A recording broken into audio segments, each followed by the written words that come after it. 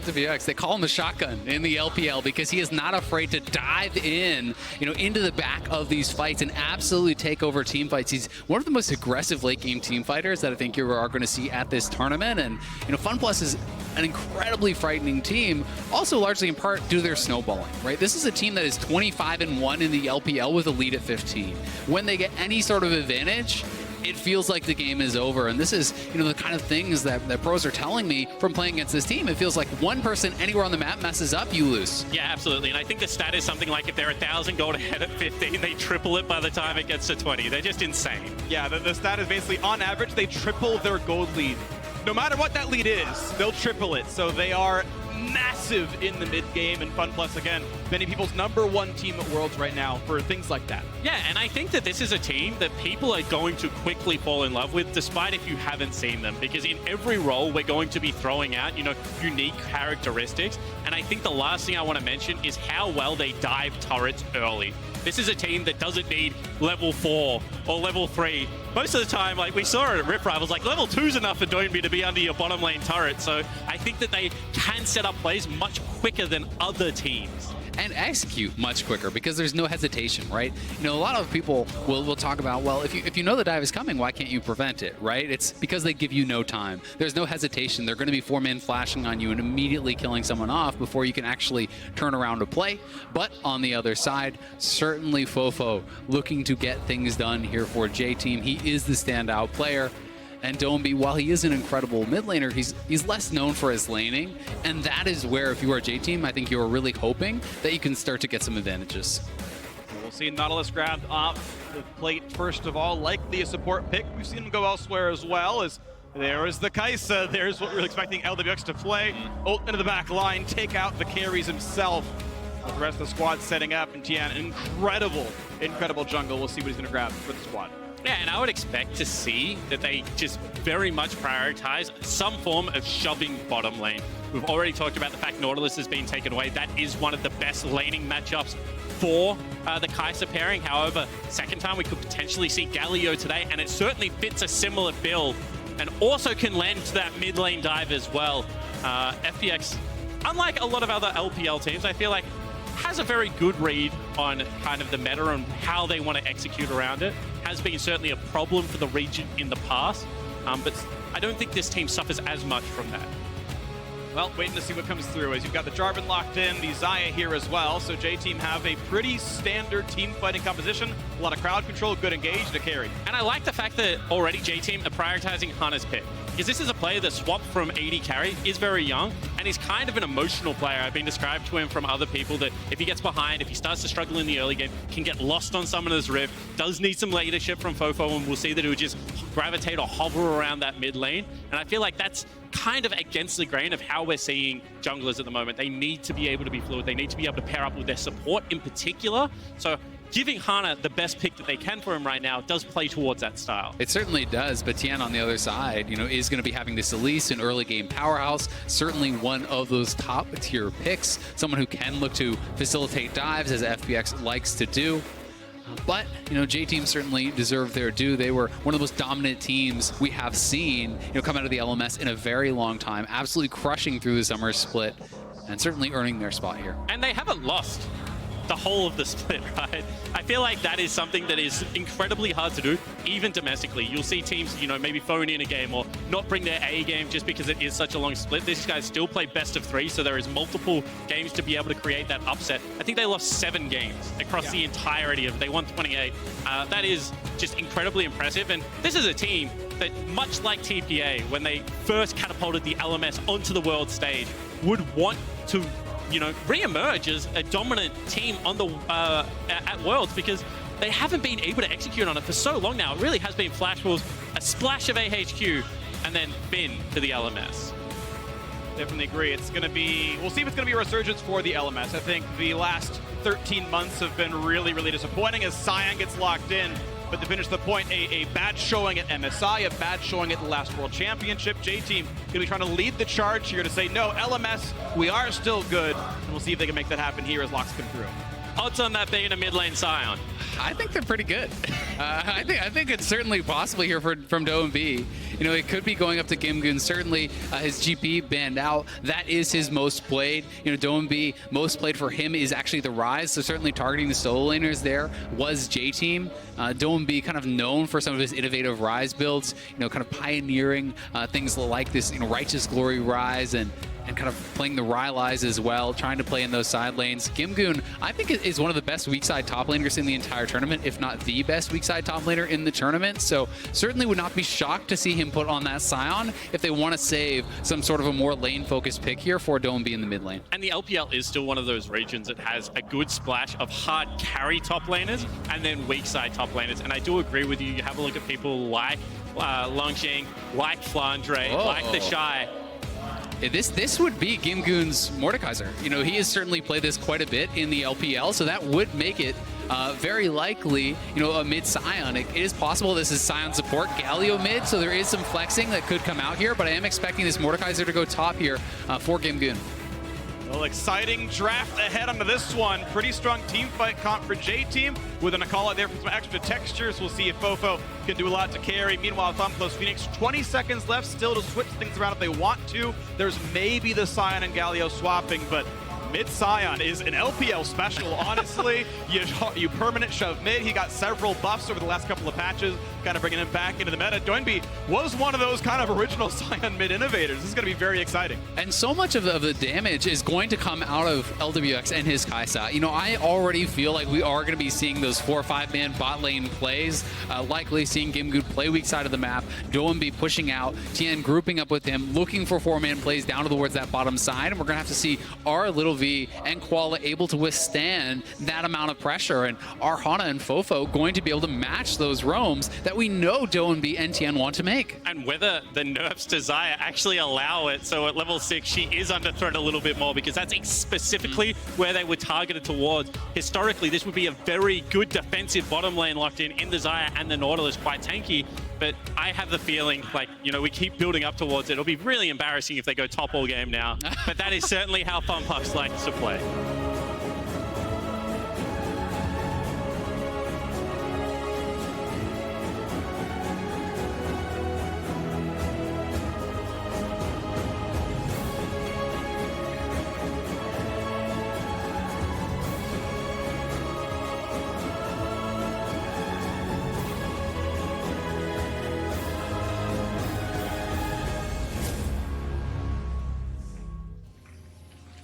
Welcome back to Summoner's Rift, Fun plus Phoenix.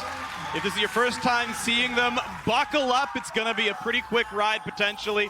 One of the very strongest teams in the world. They lost a single match this split across the LPL. They won regular season in spring. They won regular season in summer. They finally won the tournament in summer here as well. Incredible, incredible squad. Incredible players. They're a great team. And LPL has been waiting for DoeB to be on the international stage for such a long time. We'll also take you through the fact that J-Team is the similar situation, 12-0 throughout regular season, smashing through those playoffs as well, 3-1 versus AHQ in the final. But DoeB played with Swift. He came over on Chaogu Reapers, and then, you know, throughout different roster swaps, he finally found his way to FPX. And it's always been DoeB throughout the regular season that has been able to have fantastic performances. This guy is fluent in Mandarin, he's a fan favorite, and he has always stumbled to make it to these international events. Well, that all changed this split. Pairing him with Tien this year was just such a great move because the aggression is finally there, and we finally have a playstyle similarity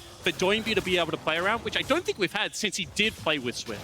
Yeah, I definitely agree. You know, they have been working incredibly well together. You know, their synergy is very impressive to see, and it's also, I think, kind of a gelling of playstyles here that has worked very well for them. You can see DoeB actually going for that spellbook. This is something he often does on Nautilus as well. You know, looking to perhaps swap over for things like the Ignite for more kill pressure when he is either looking for those 2v2s or moves down towards the bottom side. And something I also want to talk about a little bit is this Mordekaiser versus Gnar matchup. And in the early levels, it can be quite difficult for the Mordekaiser, but post 6, there certainly is the potential to actually look for solo kills, because when the Gnar is actually on, you know, that kind of exhausted state where you cannot get into Mega Mega, and you ult him as the Mordekaiser, he's locked in with you, with those lower base stats without the ability to necessarily kite you around as well. And Mordekaiser can certainly look to really punish that. And on top of that, if you're going to lose priority and you're going to be shoved in, he's one of the best anti-dive champions in the game. He just makes every scenario a 1v1, right?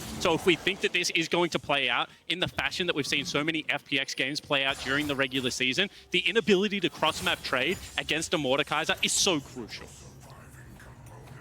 A player to watch, but certainly FunPlus, I feel like it's the likely formula is pushing in the mid lane, going down to the bottom lane, getting your shotgun loaded and giving him a couple of shells to blast the opposing squad. Here he's got a fight in the bottom lane right there, though, and ouch, a lot of damage towards Crisp.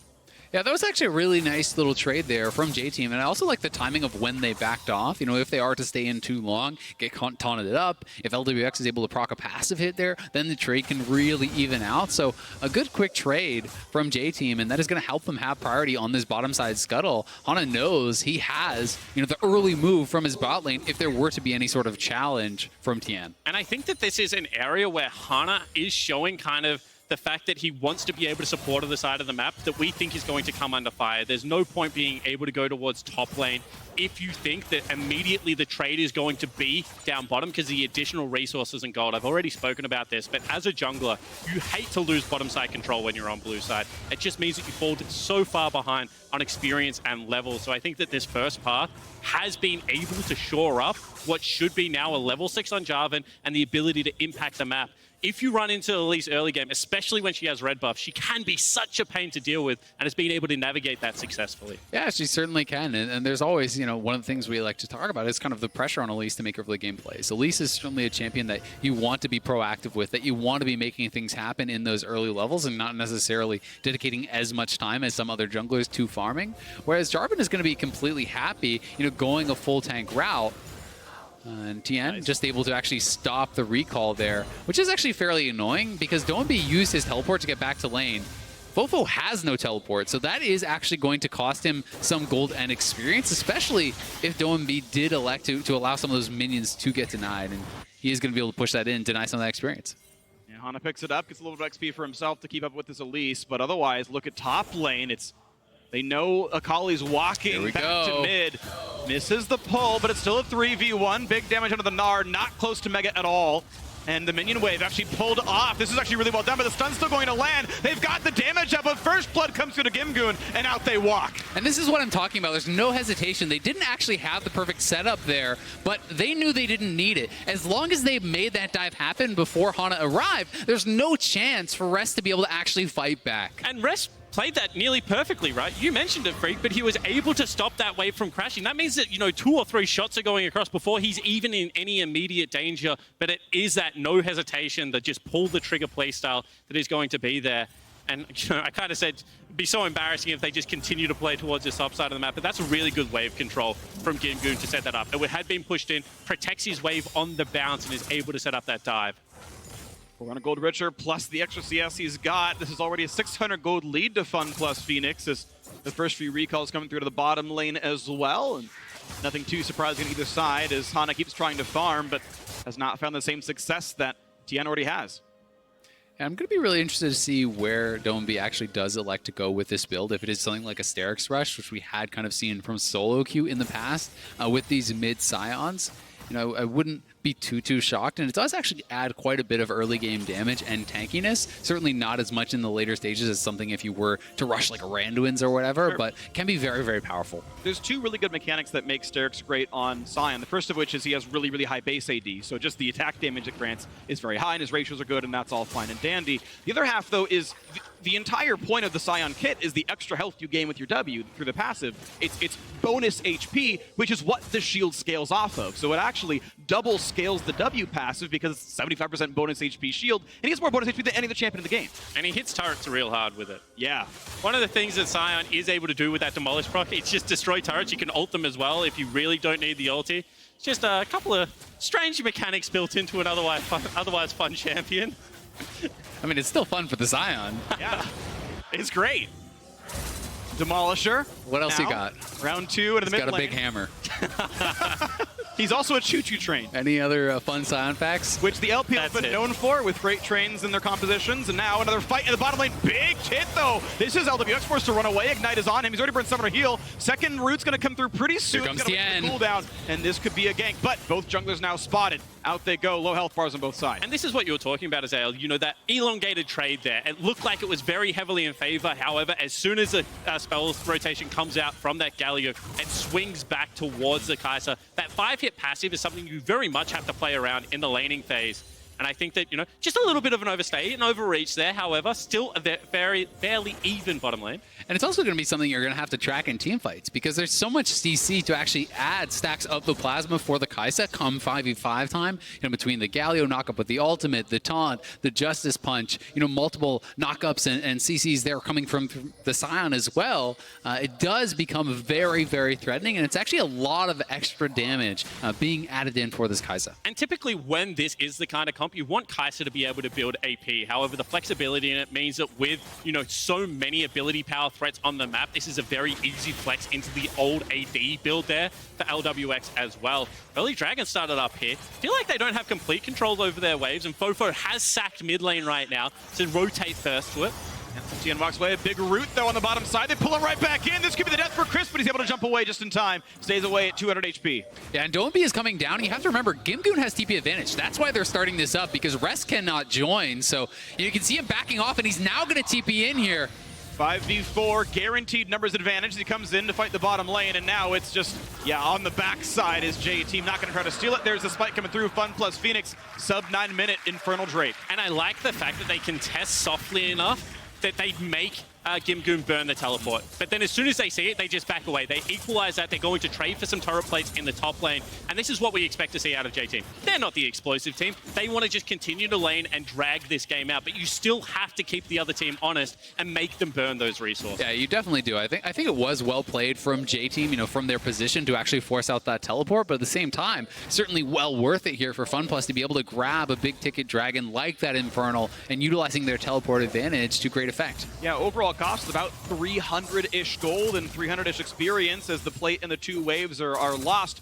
I will still take Infernal Drake for that, don't get me wrong, that's still a positive, but J-Team make them punish about the maximum they could have, two full waves. And the thing is, you just have to, you know, be honest about the mistakes you made 3 minutes ago. You know, I got dove top lane, I had to burn my teleport, otherwise the laning phase was going to be over. And the way you do that and not snowball the mistake is don't, you know, try and cheat off the wave and come down and join the fight. You're already behind, and then, you know, they just stay top lane, they start taking plates, and they really start to strangle you out of the objectives. And that's what I think that J-Team will be able to do. And we're kind of mentioning it about TL as well, that consistency, that ability to come onto the Rift and just play the 7 or the 8 out of 10 every single game and take the small victories when they have them, but also allow you to take your victories when it is your just desserts. Yeah, certainly the case.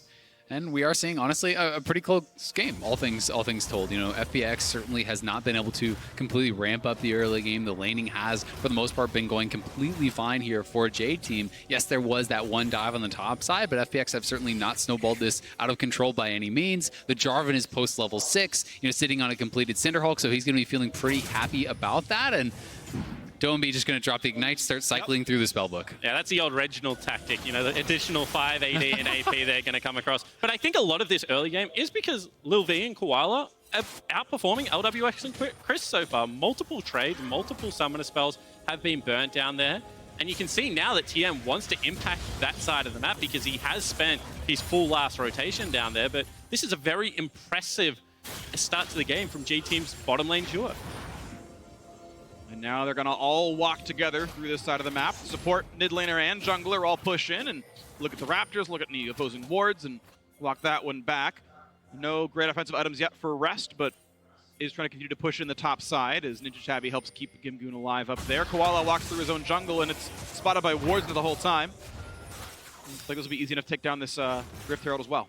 Yeah, and as we are kind of sitting in this slower game state right now, we can talk a little bit about, you know, how these compositions may play out in the later stages. And I do think, you know, when you are looking at J-Team and you have things like the Akali, like the Gnar, you are looking more heavily to the side lanes, trying to split up the map, trying to keep this composition spread out for FPX, who really is going to want to kind of establish these battle lines with all of these tanky members in front of the Kai'Sa, protecting her, enabling her in these team fights. And, you know, J-Team wants to try to spread you out and make picks and make skirmishes happen in smaller numbers. So then you have to look at the ability to force. And what better tools than a Scion and a Galio ult to be able to crush the 3. I think the strength of this 3 from J-Team is that Zaya's through damage on minion waves is actually quite high for an AD carry. It's something we used to talk about for champions like Victor, like Zera, and the ability to leave the feathers behind is a very good anti-dive tool as well. So certainly one of the better defensive 3 options available up there with Ezreal, but I do feel like there are enough tools to force on that mid lane.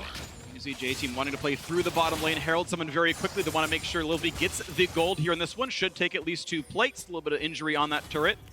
Hana's going to share a little bit of it here as well, but now there could be a fight in the river, and it's not going to be anyone getting the plate gold, but there's still a fight going across. Giant knock-up, Koala's going extinct now. Takes him out, and that's going to be this Herald getting nothing gained. Yeah, remember, ladies and gentlemen, treat your koalas with respect. That one has been firmly placed on the ground at this stage, and that was just, once again, decisive play, because look at how J-Team had the map set up. They have teleport advantage. They have the ability to generate a 5v4. Hold that thought, Fofo. Not in trouble, no ultimate available there for Doyenby. So everything there looks like it's J-Team setting up on the correct side of the map, but that decisiveness, that ability to pull the trigger straight away results in a kill, and the Rift Herald being wasted there. Yeah, I mean, they do still get, a couple plates, so it's basically evened out on the play, Well, it's damaged right? out, but no one was in range for plate gold. Yeah. So yes, the turret is injured, that's fine, but that's 320 gold left on the table, not picked up, do not pass go. And a nice smite makes Tian also take away the red buff, so 1,600 gold lead, almost 14 minutes in. And this is also setting them up very well for this next dragon, right? The dragon is spawning in 10 seconds here. If you are trying to look for the hard engage, you are trying to look to be the ones that actually start these proactive fights, then certainly the Cloud Dragon can be very beneficial in that regard. And generally when you play 4-1, someone has to catch their way very deep, right? You're expecting the tier 1 side lane to go down, and then someone like either the Scion or the Mordekaiser that have to just sprint between these lanes. Most of the time, there's a lot of control on that side of the map. You do have to go the long way. So I think that this is a dragon you would certainly want if you're FPX. On the flip side, it's kind of a win more asset right now for J-Team, because they're going to be the team sitting in that 1-3-1 for the longer period. Attempt for the Cloud Drake right now, gonna pull in. This could be Koala sacrificing himself just to prevent the smite, and he'll at least guarantee the Drake goes over to J-Team. Stopwatch burned, and oh! The solo kill for Lil V. I'd be okay with that trade, but now the fight might continue. Galio over the top now as well. No knockups yet for Chris, but there's still the fight going in. They're gonna knock down Hana finally, but it's traded back by Fofo. Now the fight gets used towards Koala, but Chris doesn't have the damage. Lil V chasing him down. He flashes, but why? There's no way out. J-Team take the fight 3-1. They get the Drake as well. And the disrespect from FPX there, they did not have the teleport advantage again, and they still go for the contest this time. They're not able to make the decisive play. The team fight is split, and J-Team make them pay. And so much of it is about that outplay from Lil V. He actually hit the root on LWX as he was looking for the ultimate, and you can't actually ultimate when you are rooted up there, so he got burst down. And it's really all about this fight on the side, because we talked about how important the Kaisa is for this team. LWX just walks straight into Lil V, looking for that 1v1. The root comes through, the heal goes out, but he dies before the root expires, meaning he can't get the ultimate shield. And J-Team playing this out well. And this is a part of the fight that you would expect Kaisa to be flying into the backline, looking to clean up, but not available. Teleport had already been channeled, and you can see Gimgoon can do nothing but push topside in. So it is a genuine 5v3 at the meaty end of that team fight. Yeah, it certainly is. And when you're looking at, the strengths of Scion and Galio is a 10 for the invade finding Hana. Oh, that's not going to be easy. Poor Jarvan taunted back in, and Tian grabs the goal into that one. Makes the game a little bit nicer for the Fun Plus side, but at 50 minutes, that was only a 500 gold lead in this game. They did not crack the early game open as much as they would have liked. And I do want to draw attention to where Koala is, sorry Freak, because he's still down bottom lane, and this is an area that I have criticized the LMS teams. Their lack of fluidity, they do sit in lanes, right? I was speaking to Raz Frostgurun, and they were saying this is the best kind of LPL support lineup they've ever taken to Worlds. You've got 3 world-class supports for the first time, and Chris showing the fact that he is willing to just leave LWX down there to farm, team up with Tian, and create something on the flip side of the map. And they do get that kill, but it does cost them a turret on the bottom side, so J-Team trading back and forth very well here, and you're seeing Fofo, when you do hit that Gunblade in a tank matchup, it's really difficult now for the tanks, because even with this Derek, this more aggressive build, Doyenby simply can't really outpace the healing that Fofo is actually putting out with this build. And I feel like that was one of the biggest changes that people slept on for New Akali, is how well she deals with side lane tanks and how hard it is to return damage onto her. as the tank in that matchup. And as the lane is going to get longer, you know, that's when Doinby is going to have to start ulting away, start burning resources that he wants for the team fight. So I think that, you know, at this stage of the game, and I was saying it about down one last time around, when you're at your item to item and a half in a 1-3-1, you have to be able to take gold objectives. There's no point just sitting there and allowing, you know, the traditional comp to get towards 3 items because you will most likely lose. And this is, again, the exact same scenario. They've got so well to this part of the game. It's only a 1,500 gold deficit, which against FPX I would certainly take.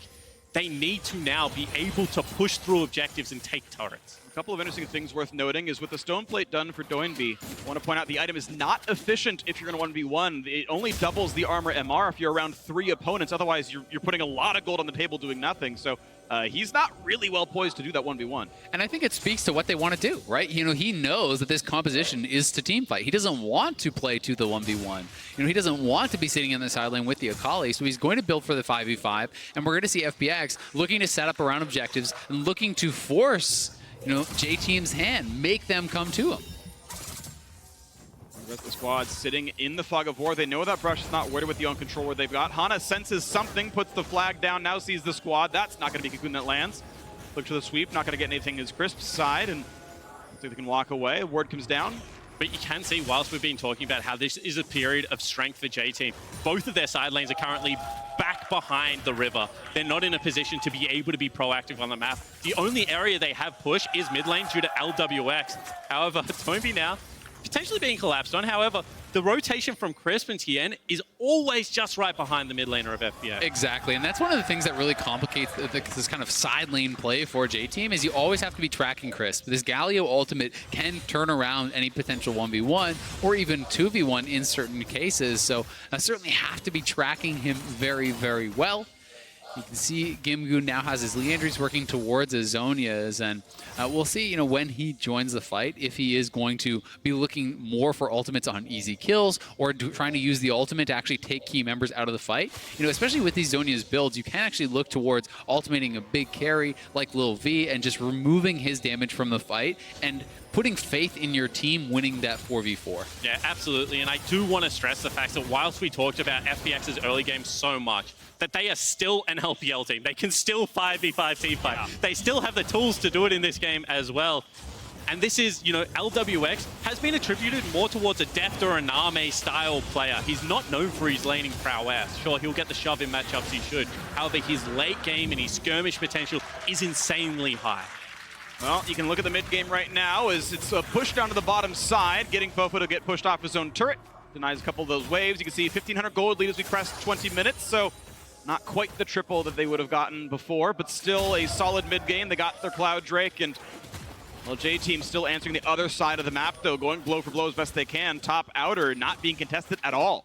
I think we are going to see, you know, kind of perhaps the first major team fight around this next Infernal, as I think, you know, J-Team may be nervous to give that up, but engage here on that bottom side. A lot of crowd control. Finally pops the shield. They're going to let that one time out. I don't think Fofo chases for any more than that, but top outer taken, bottom outer defended, and J-Team inch that game within 1,000. And that was a split map there. However, FPX were trying to regain top control. You could see that they had Crisp as well as Tien in the top side jungle. That's a little bit of a strange decision because if they did have 4 members down there, that certainly could have been a turret dive and an execute upon trying to rip this game open. But you can see, you know, where the attention is being paid here for FPX. This line of wards right here, these 3 pink wards are setting up for that next Infernal Dragon. That is where they are going to kind of stake their claim on this game and try to make their stand. I very much expect them to be getting their bases off, you know, a minute before the dragon spawns, getting their items bought and establishing position in that river. And then J-Team is forced with a decision. Do you go into an established 5v5? Do you try to trade for a Baron? Do you just ignore it altogether? And that's going to be, I think, a really momentous part of this game. And it's crazy because I feel like we've gone back in time because we're talking about, you know, how you set up around these key objectives. So much of League of Legends this year is about how quickly you can set up, the fluidity of the map state, catching people in transition, being able to just generate skirmishes and team fights. And that's why so many people said the LMS doesn't have a chance at this world. They play too slow. They're the old Korea, and Korea doesn't even play that way anymore, right? But we're seeing in this current meta that it's very slow at Worlds right now. Planes were slow, and people were like, when we get to group stage, not going to be that way, fellas. It's going to speed up again. But that certainly has not been the case so far on day one. and maybe why some teams like J-Team actually are starting to look a little bit better than maybe pundits thought coming into the tournament. Well, it's interesting because the kill counts aren't all that high, but the games are still ending in about 31 minutes, and most of the times that's when the sort of death knell push comes through. So even the average game time's still pretty reasonable for, compared to the regional global averages there. As the bot lane's pushed in, Gimgoon going to slowly chip away at yet another turret. And to speak a little bit more about that, I'm going to be interested to see, is this teams trying to play a little bit more carefully in the opening games and working through a little bit of stage jitters, getting comfortable here, in their first games at Worlds, or will that maintain to be the case throughout Worlds? Because we have seen so many times in the past, we come into Worlds, people think they have a read on the meta, and it changes again, and teams bring out surprise picks and readjust, and everyone has to be able to keep up, and that is why sometimes you are seeing, certain teams have way more success in the early weeks than the later, or a lot of success in groups but then fail in knockouts, and I'm going to be so interested to track that throughout these coming days. Yeah, going to be really compelling to see who does what as time goes on. These teams don't play each other very often across the world, and now they get to put it all on the line to see what your year comes down to here at Worlds. And well, it's still a minute 40 on the Infernal Drake, but Baron being, at least the vision being somewhat claimed by FunPlus. And I think FunPlus actually have a surprisingly good Baron take because they have multiple members that can tank it, as well as Elise, Leandry Tournament, and Kai'Sa just destroys the objective in general. So this is going to be a part of the area that J-Team cannot play indecisively around. If they think that FPX are on Baron, they are going to have to check. Because, if this composition gets Baron and your win condition is 1-3-1, all of a sudden that just goes out the window for the, the duration of the buff. Yeah, exactly. They group 5, they can force dives, and we are seeing these recalls all come through for FunPlus, as expected, about a minute before. Zonia is completed now. We're seeing, Tien go back to base, and they are looking to really ramp up for this potential Infernal Dragon, and we'll see which team can get the setup down first. We'll have to cheer for things other than Wards pretty soon. This Drake spawning in about 48 seconds, and the gold is still very close. I want to point out, 700 separates these two, which, to be honest, is surprising to me. I thought this was going to be a fairly one-sided affair. FunPlus Phoenix thought was going to be far above J-Team. The LMS had been very underwhelming for the last year, and J-Team going blow for blow. Yeah, and I mean, this is a group that was kind of on paper being looked at as a very weak group. It was supposed to be FunPlus, and then all these other 3 teams maybe fighting for second, right? But FunPlus guaranteed first, and J-Team's certainly showing us that they could compete with FunPlus and perhaps even take the game, which really would open up the group to be anyone's. Yeah. Would be the surprise of the day, to be sure, as now we have the Drake spawning in 6 seconds. But first, a ward does go down, but there's Cocoon. There's damage towards Koala. Now a poor defensive Scuttle Crab will die as well. Basically also a ward. It gives vision. And you kill it, and it can't defend itself. Are you asking for a cheer free? I'm not. I'm just pointing out what the crowd has been doing. Because I'm perceptive. That's where all my stats are in. Now the TP comes in, going for the Infernal Drake. Galio waiting the backlines, waiting for his ultimate, his chance to join the spotlight. Has 1,000 health over the wall, not going to get that steal. Hana jumped right back out, but the fight's going to come in anyway. Chris taking some damage, but first Koala goes down. 1 for 0 so far. Lil V trying to run away. The trade, though, it's going to be a shutdown coming across the opposing AD carry. Lil V still running, might have the root. They're going to find the taunt onto nobody, but a stun on a Fofo. Nar picks up 1 already. This is still a chaotic battle back and forth, and there is Ghost Mode. Gimgoon trying to chase down Hana. He's going to flash away and stay alive, but he's going to come right back out pretty soon, and Gimgoon is surrounded. Cannot quite find Lil V. Stopwatch buys some time, but it's J-Team winning the team fight, knocking him right back in. Dorby gonna drop down as well. The kill finally. They're going to Baron. Are you kidding me? J-Team take the fight. The LMS representative smashed FPX in that team fight. Everything looked like it was FPX favored. The fly into the backline from LWX, the shotgun in full effect. No, he died to the Baron. He took too much damage. There's no opposing smite. They should still be fine to knock down the Baron, but it's 1 less buff on the team. And everyone calm down because they're still going to be able to pick it up, and it is the least worrisome member. It's just going to be the jungler. He's going to be following other people around. But that team fight was clutch from key members of J-Team. Watch Fofo in particular. When LWX flies in, he destroys him. Exactly. It's all about Fofo taking down LWX. And when you're looking at the team fight at this point, you're saying, yeah, of course, FunPlus wins it by a mile. But the problem with this composition is that Kai'Sa is nearly all of your damage. And when Kai'Sa falls down, you can see they're just struggling to actually take people out. But I do certainly question Gimgoon's choice to actually ultimate the tank jungler when Lil V is sitting there, very close. I think this could be a very different fight. If that's actually Lil V dead during that ultimate and Gimgoon comes out fairly healthy, this is something that FPX could at least perhaps prevent the Baron from being taken. Yeah, and that's what it becomes, right? Is that's a mistake, but it ultimately led to such a large objective being taken off the map. And now, against a 1-3-1 comp that did have a fairly good team fight there, it's very risky to go for another one of those plays, because you botch it one more time, the gold lead will explode. Is that right? No, I don't think that's definitely not right, because Kaisa definitely got some damage. Galio off. definitely got his E, Yeah. so it's okay. Regardless, though, it was still pretty massive from a lot of really big members on J Team here. And you look at that game, 3,000 gold lead, Baron buff on, I believe, 4 of them. Yeah, I mean, this is honestly a really difficult position now for FunPlus, because we talked about the ability for FPX to actually force things with the Baron and their 5v5. Well, now also, guess what? 1-3-1 is very difficult to actually shut down. You know, when you do have the Baron buff on the opposing team, you can see Fofo walking up. These Baroned up cannons are just shredding through the tower. And you can see the macro is still there, because there is the 6-man setup in the bottom lane. That's a huge pushing wave, so Doinby has to collect it. Too much gold to let go down, so instead they're going to break the tier 2 turrets in 2 positions. I would like to see a reposition now, try and play towards that last remaining outer, because this Baron is going to be all about collecting as much gold off the map as possible and not giving FPX that counter punch opportunity and grouping up in one lane. Reason's going to come through. Still a minute on this Baron buff. It will drop before the next Infernal Drake spawns, but by all rights, J-Team should deserve to pick that one up later on. And now we spoke about it a lot last game, but if you take this Baron buff with your full shot and you just press mid lane and bottom lane, you can deny so much vision away from that Infernal. You can nearly guarantee that that is going to be the area of the next team fight, because you want at least one if you're J-Team. So this is when we get to judge, once again, you know, how far has the LMS come? How is this set up, and can they do it cleanly?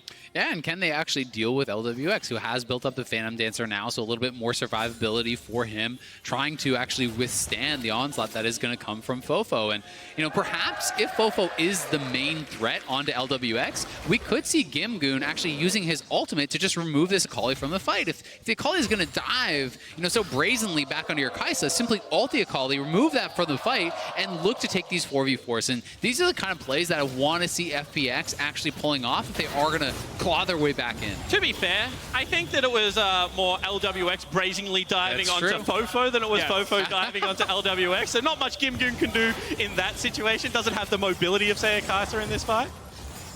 But if you've got Flash, which he has in a minute, maybe he can start to join in anyway. I love flashing after my allies to save their lives. That's a great time as a top laner. 3,100 gold Baron power play, and now the Siege can continue into the bottom lane. They're going to not quite get the root, but now here comes Sion ulti, forces the ultimate out of Xayah. Here comes the 5-on-5, very tanky Sion. Going to be able to walk away, no kills picked up, but 10 seconds on the Drake, and there is no vision for FunPlus Phoenix. Yeah, and that is a flashless Koala that is an ultimate off Lil V, so some important cooldowns are taken away from them. Oh, he missed Koala has no flash, he's in trouble. They know they can kill him, and that's the damage coming across. They will drop the Nautilus, but will there be the re-engage? 4v5, does J-Team take the fight, or do they just turn, tail, and run? And that's going to be the option. Get away, don't bleed any more kills. Yeah, and that pick, that mistake from Koala, he had no flash, he had no business being that far over there. It is going to be up to Hana to try to steal this now and prevent a third Infernal. Doesn't find the smite. That's going to be the kill picked up yet again. So triple Infernal for FunPlus, still fighting back a 3,000 gold deficit. And a critical error. Fofo wasn't there. There is no way you're taking the team fight without your Akali that is currently 2-0-3. That's Koala, a little bit of inexperience. This is a guy that has been to the world stage before. Not really all that many excuses for an unforced error like that. However, FPX taking the maximum, staggered deaths on support, on jungle. This should allow them to have a much quicker setup, and I expect them to generate a fight off that fact. Yeah, and that triple Infernal is so difficult to actually deal with. It's such a hill to climb now for J-Team here.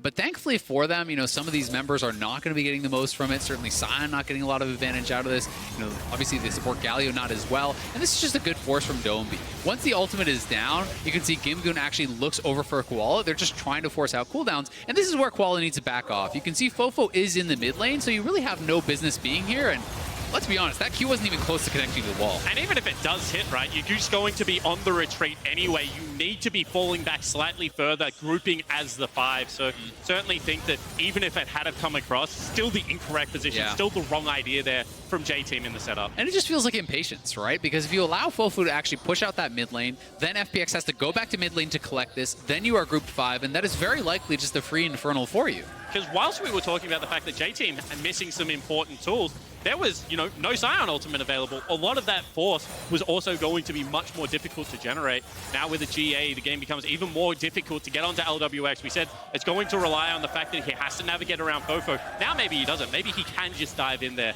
and wait for the respawn. All right, Baron is alive. Looking at almost the root, and LWX stays alive, though, as they keep fighting back and forth for vision. Darkness, though, for J-Team now. Yeah, and it's FPX who are happy to try to force this. They're trying to make J-Team come to them, and they will look for the turn here. Doinby does have his ult. First stun, Hanafor's a flash away. They're going to hit a wall, though, as the Scion pops the shield. I think pops Stoneplate as well. Has to walk back for this one as they wait for round 2. Baron resets, and Scion's out of the important cooldowns. J-Team does have mid lane push, but they are just going to start this up, make J-Team come back to them. Hana fairly low here as well, so dangerous situation for this LMS representative. No flash for the Jarvan. They only have to watch the EQ. They find Fofo. Half HP takes the heal. Still looking for the fight, though. Half HP on Baron, though. They're still hitting it. Half the team is stuck in the pit as J-Team can corral them in and look for the fight. Here comes Galio over the top. Who is going to land the smite for this one as the fight goes to the front side as well? Doinby taking a lot of damage. Very, very tanky. 1,800 on the Baron, and they're not killing it. Fofo finds the kill. He's alone in the pit. If he can find his jungler, they can do it. J-Team picking up the kills. They pick up the Baron against Triple Infernal. They take the fight. The absolute disastrous Baron there for FPX. Why were they trying to force that heavily? Their AD, their only real source of damage on the Baron, is out of the pit, and they stay on the Baron. J-Team corral them, and they are going to take at least an inhibitor here, if not try to push for the end. It's only a tank available. The Gimgoon doesn't have the best wave clear. They can just look to push through here, I think. Yeah, I think they can. Like at least the inhibitor. We'll see if they can take down the game as well. 5 seconds on the Galio, another 10 on the Elise. They're going to try though right now. They hook on in.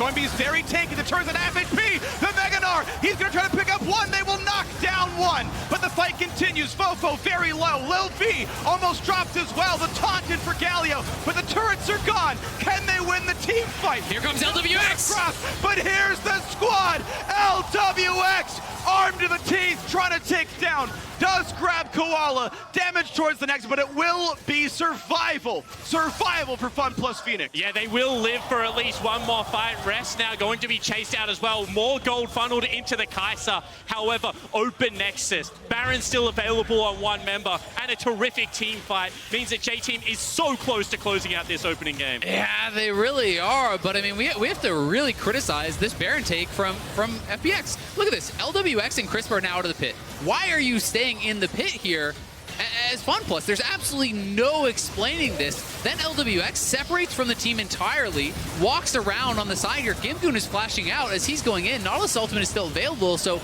not only are you going to lose your life, you're going to lose your GA. This was a horribly mismanaged Baron take from FPX, and the LMS representatives this close to being able to actually close out the game.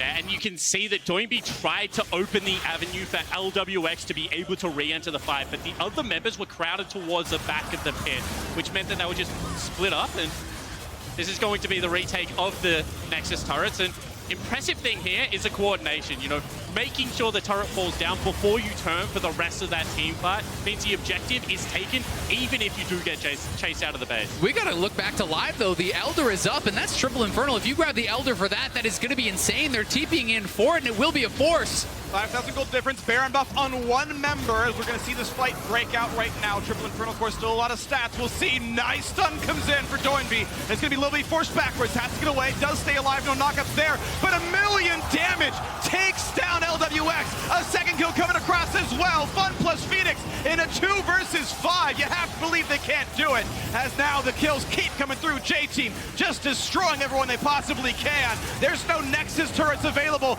There are no champions left alive. The biggest upset of the day, you have to believe. J-Team pushing it right down mid.